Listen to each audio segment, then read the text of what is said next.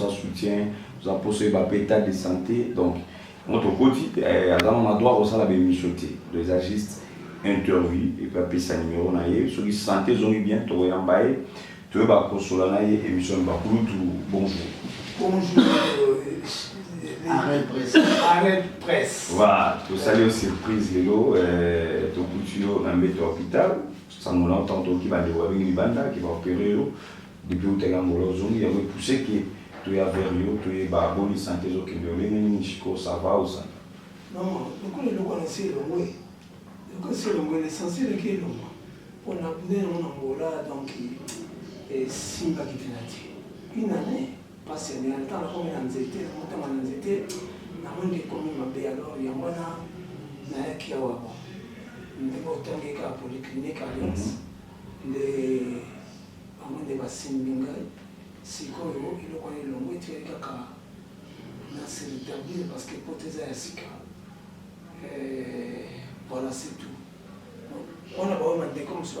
Je ne sais pas si tu peux me poser cette question. Oui. Pour mon numéro de téléphone. Oui, pour l'intérêt, sur le PC numéro, parce qu'il va développer, va lui dire quand même, il y a la série, qui est le Babenganga, Balikapanga, Balikapanga, un numéro ni un contact. Voilà. D'abord, on a fait l'émission sécurité, c'est l'émission après. L'émission à moi, avec Arrêt presse. On a contacté les banques, on a fait une émission. Nous sommes à l'hôpital. L'émission est dans la banque. Ça, je le dis, je le promets. Alors, pour le numéro, on va contacter au direct. Et ça dit pour la bande, plus 243, 85, 365, 74, 04. Donc plus 243, 85. Plus 0. Plus 243. 85, 367, 74, 04. Si on a contacté pour santé, il faut comprendre le numéro à Sika. Et puis nous avons c'est une sécurité. Donc voilà, tu vas afficher mon bureau à lancer, ça affiché numéro moni à 85 ans. C'est le numéro artiste et mon cours sur le numéro benga pour beaucoup de précision, le numéro de précision. Vous avez mon cours mais docteur Vic qui a permis de rentrer aux émissions à vie, à la bon moment repos médical donc il faut paiement l'état habillement et l'Iloba, la diaspora au Baolanda à travers télévision et mot à tabatumi balai tout le monde. En tout cas, à travers la diaspora, la diaspora a un souci dans le monde. Surtout en Afrique, il passe dans l'Afrique. Et ça va les diaspora sur maman, il y a un problème, il y a un dengue. Alors, on a un hôpital. Maintenant, on a éducation mingi. Comme mingi, alors, on a un diaspora, pose un message, je te boboaka. Pose un message, pour ça va réaction si possible. Voilà le diaspora. Puis, la personne qui est dans l'ensemble, la cocodie en zone. La personne qui est dans Mamoseka, Dave Mbobo, qui pensait que Baba Mungita et tous les autres. Voilà, merci beaucoup. Toujours là sur santé et comme bien, merci Navandero. Et voilà, docteur Blaise, bonjour. Bonjour. Et vous allez, docteur médecin, directeur, je crois, si je ne me trompe pas, il y a Polyclinique Alliance. Alliance, les hommes à Lemba, il y a Moko à intervenant et artiste comédien, Vita Kinga. Vous avez placé à expliquer l'internaute, les téléspectateurs au Hollande dans la télévision par rapport à Kaya malade ou à hospitalisé. Ok, merci. Nga docteur Blaise Nega Otoloba, médecin directeur de la clinique Alliance, en plus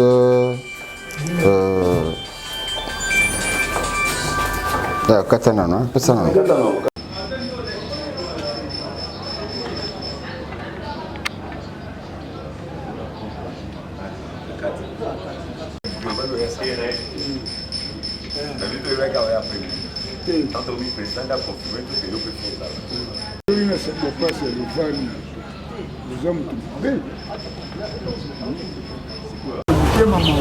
bato ya kala oyo bamona biso tosepelisaki bango na ntango yango. Oui, bonjour papa. Bonjour papa. Toye tokuti l'hôpital Arsika Bikonayo artiste comédien attaqué na opération otika kati sololi na ye mona nini namoni ye sikoyo eta eza mwa bien en tout cas ntango nayokaki yango vraiment esepelisaki nga te nde nalinga oya bajour wana kaka elandi me mpo nayaki na batournage temps eyalaki te ya alobaki nakoya samedi mpo talaka motu bozalaka na ye oyoki ke sante mpenza moye te en tout cas soki oye te loba oza motema mabe fuku tozalaka reconnaissance nde motu eleki nyonso naye natali ye en tout cas sikoyo ça va nzambe asali mpo malgré intervention mais tout d'abord totia nzambe liboso mpo ye nde moto abikisaka ozomona so nzambe te abikisaka so nzambe abikisaka mpo ete alingi biso mingi aza na posa te ke tokufa kasi tochange yango na baka nyonso tokutanaka na yango ezali nde mpo ososola oyeba nzambe ozomona yango wana esalaki nga mpasi mokolo nayokaki yango yango nakoka yokanga motema te yango wana yaki mpo naya kotala moninga na ngai kolege na ngai tosala na ye en tout cas basuccès ya ndenge na ndenge totamboli na ye bavoyage banini en tout cas loba nayoka te so nayokaki te wana ndenge mosusu mais lokola nayokaki en tout cas il faut na ya ozomona. alors olobi bongi mpona fondation tokanisa ndenge azoyesunga bacomédien na oyo bazo en tout cas makambo fondation tokanisa azosala esengeli mpenza gouvernement moto akosala yango ngai nasengaka basoutenir ye mpo aza na initiative ya kitoko mpo soki otali bien barufele aza na jour chaque année asalaka yango chaque année asalaka yango tolena borfelin mwa enveloppe na bango mpe ezali tamoso akobakisa na commerce nini en tout cas JP Masamba docteur Songa Bao Moi Nzanga en tout cas merci na bino na ndenge bosalaka mwa lisungi ya muke na biso ba comédien et puis pe to fondation to kanisa na sepela mingi po yende azoko reconnaître biso ba artiste ya kala ba comédien ya kala omoni ba artiste ya kala soko pe l'état reconnaître biso ndenge wana et kozala mwa malamu ozomona parce que eloko nyonso ezalaka na ebandeli futo oyebaka bebandeli so lelo tozomona mpasi parce que bebandeli na biso baafricain tobwaka yango tozwa biloko oyo baya kokotisa biso kokotisa en tout cas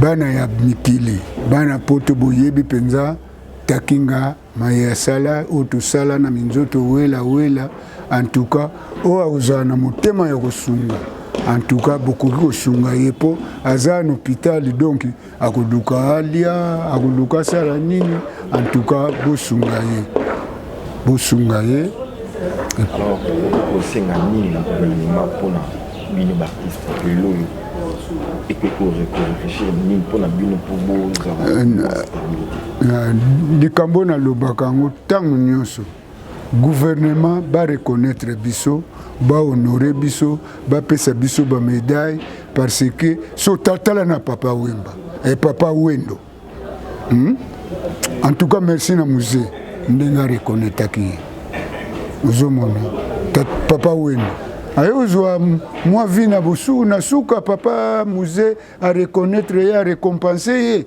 bongo biso o boza sikoyo président papa Fati pardon nazolela nesala nga na likambo moko na pasi na motema pardon oza na babiro na yo bakolanda yango en tout cas na posa tosolola na yo merci na Gilles Alingete na musala oyo oza kosala po na mboka na biso Congo ekende liboso merci Gilles Alingete contrôler malamu ndenge yo ozosala mosala na yo ndenge ozosala na mosala ya nzambe tika ete nzambe azala na yo afungula yo mpenza mayele oyo ya solosolo nzambe mpe azala na bino bato ya gouvernement bozala na bolingo ya peuple bino bato ya gouvernement nasengi na nzambe azala na mitema na bino bozala na bolingo ya peuple parce que mpe eza na verset moko na bible ekomama ne cherchez pas ton propre intérêt cherche aussi des autres en tout cas boluka intérêt mpe ya biso pardon ekomami na bible komami na bible tout à l'heure aux autres c'est passé dans le tournage mosusu bazobenga est-ce que bagroupe oyo mosusu ya minene babengaka yo mpe nakendeke nakoboya te salongo abenga na kokende esobe abenga na kokende osaisai abenga na kokende okikedi abenga na kokende partout. Alors on ce numéro na yo pour na bato mosusu peut-être baza na posa na yo et ba contacter yo rapidement. Tout d'abord on appelle ce numéro Emavuiti na kati ya Luanda Emavuiti numéro ya vie na yo mafura ya ngoyo plus 243 85 345 22 14 wana ya yo Emavuiti plus 243 85 345 22 14. En tout cas Machuda na kati ya Luanda pe le grand Machuda mbote na yo yango wana tuzalia tuzana takinga na yo hotel ya santé zaki bien te siko moi ça va Machuda numéro yango wana pesi soko moyen ezali obengi Emavuiti numéro yango wana obengi e bino pe baninga bozana poto kuna nazangisa ba Junior Bitatu ba Chico de Piolani ba Aimé Luemba ba Gilles Vasimba ba nani nyonso en tout cas merci mingi merci peu. OK, merci. L'homme, c'est Papa Moïse prophète. Il y a église Hosanna. Na yeko pesa bino message de l'eau pour ba oyo bazala ba blocage, ba limitation, ba mari de nuit, ba esprit de mort, ba maladie oyo et si la kate. Mais mingi nazana besoin ya ba oyo ba tambola partout. Oyo ba luka ba délivrance, oyo ba mata kutu ba vio pour na luka ba délivrance et simbate. Nazana besoin na bino boya pobobika po ite ngonga na bino ekoki. Awa ba benga ngo terminus. Awa ndezali sika ba démonio surtout basukaka moto moko nana ya ate azwa délivrance ka bikate nana esalamate bango nyonso surtout babika avant kutu boya bofukama bosenga Saint-Esprit ala kisabino soki Papa Moïse azali ya ye ou bien ya yete akorépondre bino tout de suite bokota na YouTube bobeta Papa Moïse Prophète TV bokomona ba témoignage ya bato belé oyo babika déjà oyo basala. Nakumisi nzambe ya Hosanna, nakumisi nzambe Papa Moïse kwa bikisinga na malade estomac. Na banda ko souffrir mingi na estomac. Ezaki soke kanginga na zolala te, ezosala pasi tina mukongo moto ezobimanga e. Kolia madesu pasi, babilo musuko lia ngo très difficile. Depuis Papa Moïse abondela pona ngai na zwa kimia. Nzambe ya Papa Moïse asayelinga minene abikisinga na estomac, na melaka lisu pantomètre te na bwaka ba pantomètre. Merci Jésus, Nzamba Pambola Papa Moïse. Shalom, shalom, shalom peuple de Dieu. J'avais beaucoup de difficultés dans ma vie. Nazaki Moutaba Régé. Un peu partout là, au besoin contrat, au vieux Moussala, après quelques temps, Kakaboye, Mkolo compagnon Yinio, Kabou, sans raison valable. D'ailleurs, au Koutanana prophète Moïse, le prophète Moïse a homme de Dieu. Aza homme de Dieu, tout ça va aventure. Aza vraiment Moussa Lienzambe. L'homme de Dieu a prié pour moi. J'avais des masques. Ma masque a régé. Et depuis que l'homme de Dieu a prié pour moi, je vous dis, tout a changé dans ma vie. Tout a changé dans ma vie. A changé Nyonsor. Nzambe a fumola la porte. Mon prophète Moïse, que Dieu te bénisse. Depuis 2012, ils ont locaté. Docteur Baibisanga et Koko Yokati. Là, qui n'a pas deux deux rendez-vous dans l'hôpital ya minene bayibisinga ekoyoka te moyen mpe basala opération mpe eza te. En tout cas navandi ti lelo nayokaka na ngai te na lito na nga gauche. Mwana na yo kombo na ye nani? Nayoki olobi mwana na nga mwana na nga ya liboso kombo na ye nani? Marcel. Nazoyoka nakangika lito oyo yokaka nazoko na oyo banda koyoka te, ça veut dire que la yoki zambe ya ngai. Oh na pusi ku téléphone musika pour fait. My God. Nazozela bino nyonso tout dans moto. Puissante chez Dr Cathy Munga. Comme on a sœur Cathy Munga, nazali naturothérapeute, nazali kosunga bandeko bazali na bokono ndenge na ndenge au moyen de plantes naturelles. Bandeko bazana ba problème ya ba hémorroïdes interne tout comme externe, infection urinaire, prostate, azoospermite, obota ezalité, rhumatisme, nerf sciatique, goutte, règles douloureuses, glaucome, vision floue, motupa si intense, sinusite. Awa nazana kati ya laboratoire. Awa nde bisika na séchaka ba plante, banzete, ba makasa ya ndenge na ndenge, depo na nga yango yo esika na salaka ba formule na ba solution na nga. Merci na équipe mobimba ya maison chez Cathy, en particulier Joyce Boulaba. Shalom, shalom à vous les enfants de Dieu. Na pesibino mbote na kombo na Yesu, c'est bien moi votre frère, le pasteur Israël Nash. Je vous salue au nom de Jésus. Je suis précisément à Kinshasa. Naza responsable ya Ophelina, Jésus est mon papa. Na ye liboso na bino pour na représenter bino bana o bozomona na bilili pe ba difficulté tozanango.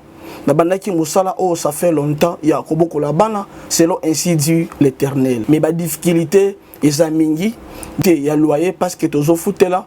Et puis difficulté à foutre là-bas na minerval pour to chute au bandaki to pesa qui avance mais tikali ndambo nazo banga ke bana oyo bakata classe bakoma nango na sukate. C'est pour cela Dieu m'a mis au cœur na lancé message oyo na batu nyonso ya motema malamu basunga bana oyo bozomona na bilili bana oyo bozomona na bilili ndambo na jeu na rond-point Ngaba ndambo Victoire ndambo limité et puis ndambo l'état pesingai pona bande kolanga nyonso ba congolais bobi ba réalité nini to passer nango na mboka soki nga simple individu na ndimi kozwa bana o na bokola na ainsi dit l'Éternel soki l'état s'est décidé to mona suba fazer na nzelati c'est difficile ya osala ngonga moko. C'est pour ça nazo lancer appel na bana nyonso nzambe pona classe ya bana oyo pona loyer na bango kolata pe kolia na bango na osenga na batu nyonso baza cœur sensible pe baza na motema kosunga ba sunga biso pe ba salisa biso toza na commune ya Kalamu quartier Kauka référence ya monene tukangami na université Kimbangiste avenue kombo nango eza Marin numéro 16 numéro de téléphone na biso pona bato balingi ba contacter biso pona ba détail mosusu eza plus 243 89 72 32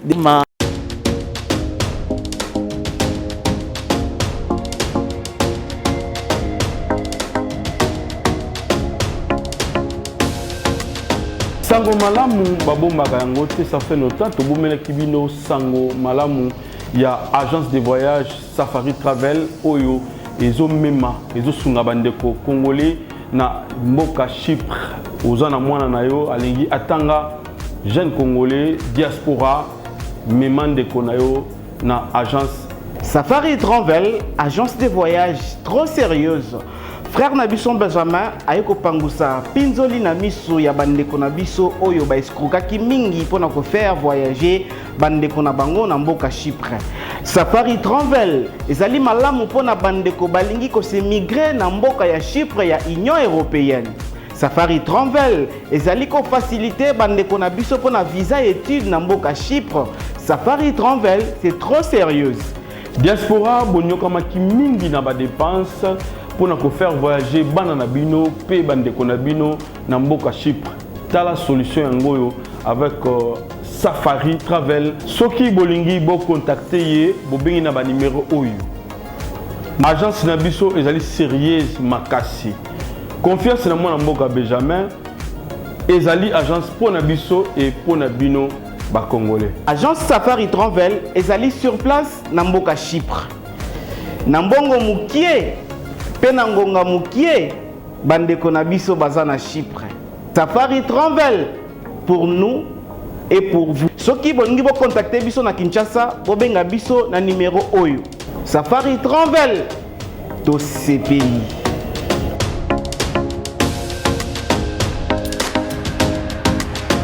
Oui, allô, madame, bonjour. Oui, madame, mais c'est quoi vous ratez? Et ça, quand on a bandal City, avenue Pati, numéro 325. Non, c'est quoi vous ratez? Juste dans la pharmacie. Ah, au moins, la paix, nous avons besoin de polo, l'essentiel. Et ça, vous mettez quoi vous ratez? Ah, vous avez. Merci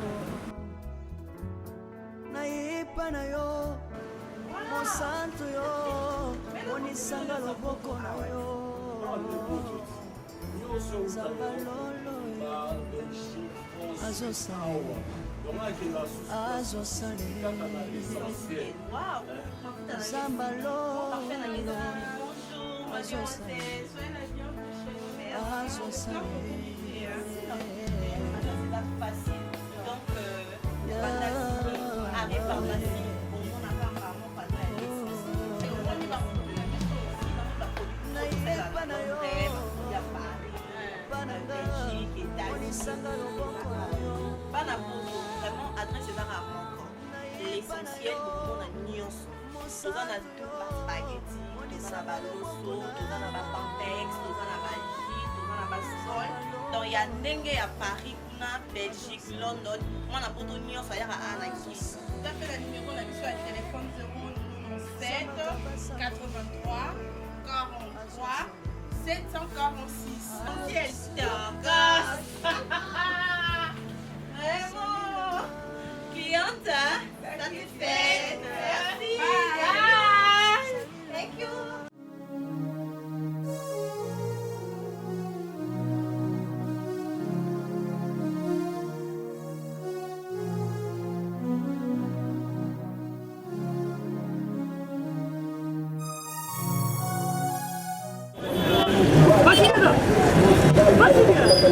DiCaprio, ça va?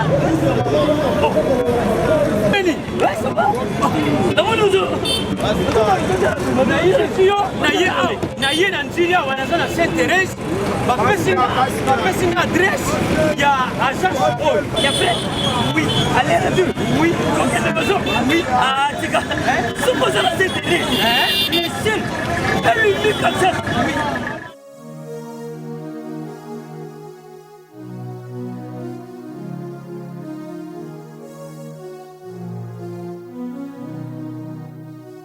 Station Sainte-Thérèse. Oui, ce commis Sainte-Thérèse. La mission. Si, exactement. Mais ça, ici, il y a Kubunga.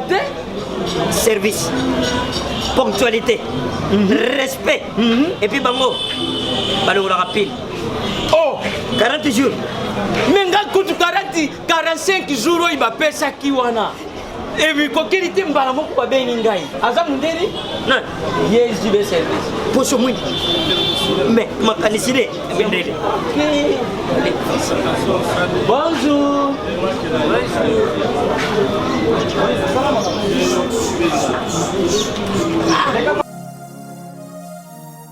Papa Julien, DiCaprio, Papa Julien, DiCaprio, Omonio, et la JB service. Et puis il y a José Baïla. Il y a José Baïla. Ah, motomoui de l'Omaïlemo. Il y a Mundede. Attention, ton ganayo. Moutego le guaté, on se trouve dans mon big. Il y a un gros JB service. Et Zakaka, on a dit ça. Oh, Angola, Brazzaville, Tozuket, Kalamingite, Mokili Mabimba. Ah, aujourd'hui. Donc, à Longo de Bissopil, il y a Makambo et ça qui 40 jours, mais au moins la contenir, ça dit 6 mois. Papa Sylvain, il y a mis ça dans ma voisine. Oh, bah ça va me la métier. La métier, la photo. Place, il y a série, il y a Kochabilo. Et ça, il y a José Baïla. Cyberservice. Et ça, combien t'as toujours. Frappe finale, frappe finale retour. T'inquiète. Ah ouais. Bah, José.